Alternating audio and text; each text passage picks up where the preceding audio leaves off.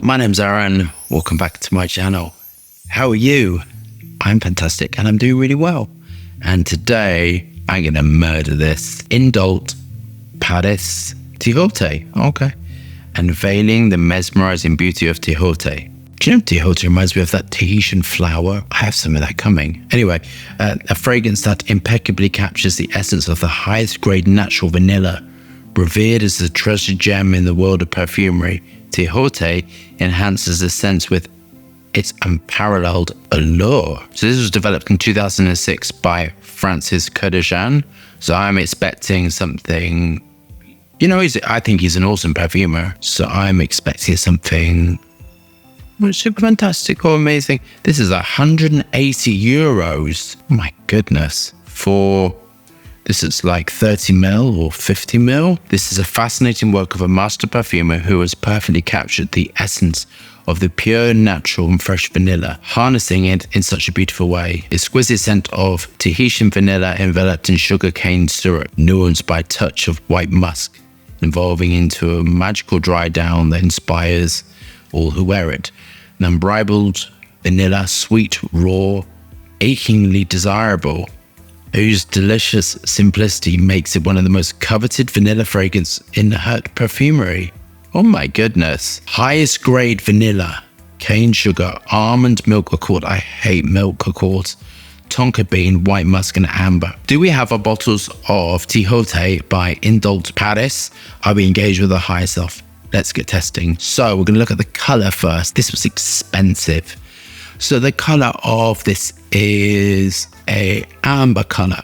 Now both vanilla and ethyl vanillin can oxidize over time. I was going to bring it and I didn't.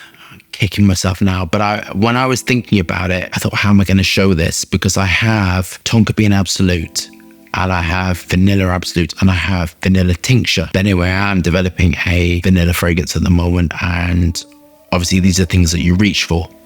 When you think about vanilla and vanilla-based fragrance, when you're creating a fragrance, I was describing this to the receptionist at the chiropractor today. She was saying, how do you make a fragrance? So I'll tell you how I make a fragrance, which is you kind of sketch it out and you kind of think about what you want to do.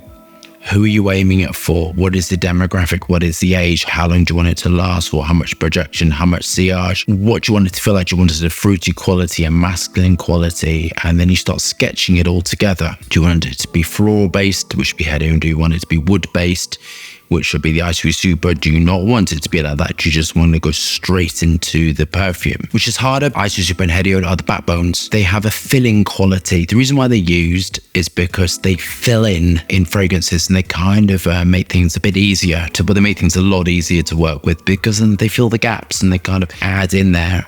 That's the only way I can explain it. If you want to know what Hedione does, make a floral accord and then put it against Ice Super and put it against Hedione, and you'll sort of smell what I mean by adding to the bloom, the filling in of the gaps. So within a vanilla-based fragrance, you kind of think, where am I going? What is the direction I'm going to go to? What I do now is I kind of just sketch it down, your percentages, and then you start. And kind of sometimes you need to make accords.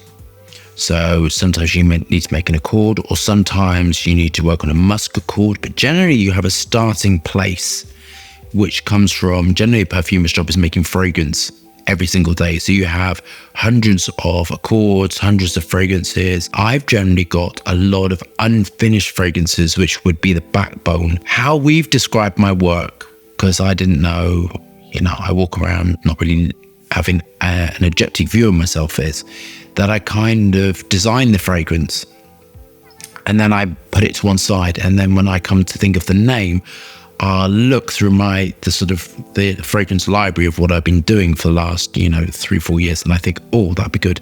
And then I finesse it. So generally that's how I work. And I think a lot of perfumers work. And when you work together, you'd be sort of working on different aspects of it. Vanilla fragrances work because I'm working on one at the moment. You kind of would go for, you'd make your life easy. So you would go for, do you want it to be clean, which is galaxolide tetralate, which are nitro musks? Do you want it to be vanillic? Do you want it to be light and airy? Do you want it to be clean? Vanillic would be ethylene brassylate. Do you want heliotropin in there? Vanillin, ethyl vanillin. Where do you want the ethyl vanillin to go? Ethyl vanillin is sweeter than vanillin. Vanillin is more nature identical. Do you want ethyl maltol? Whipping for the base high up in there, smash you in the face. How sweet do you want it? What percent do you want it at? Do you want fruit notes in there? So kind of that's what I'm going for at the moment. Tonka goes with vanilla. I want, as a smaller house, I can use these crazy expensive raw materials. And I wanted to show you vanilla and I wanted to show you Tonka, and I'm kind of kicking myself. But Tonka, when I looked at it today, is solid at room temperature, which means it'd be quite difficult to show you. So through the art of my brain, I'm going to try and describe it to you. Both are dark, treacly, so yellow to sort of brown, thick, resinous, balsamic sort of quality to them, that sort of foody quality. Vanilla Absolute does not smell of vanilla and ethyl vanillin. Tonka Absolute does not smell of coumarin, but it kind of does.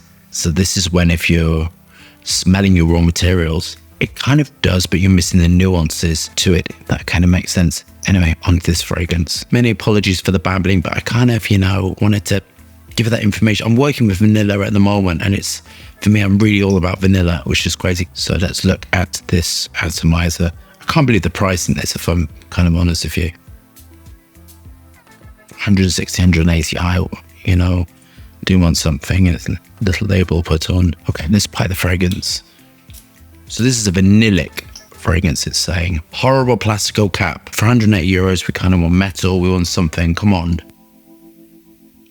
It's very simplistic. I don't know, after all that, the finest grade. I was expecting, and especially because of the Perfumer, right? I mean, whether or not you like Francis Cadejan's work, he is a master at getting this intensity, this sillage. Even if you don't like it, there's some things which I really, really didn't like, but I admire the way he gets that projection, the sillage. You notice that fragrance in the room, and that's his signature.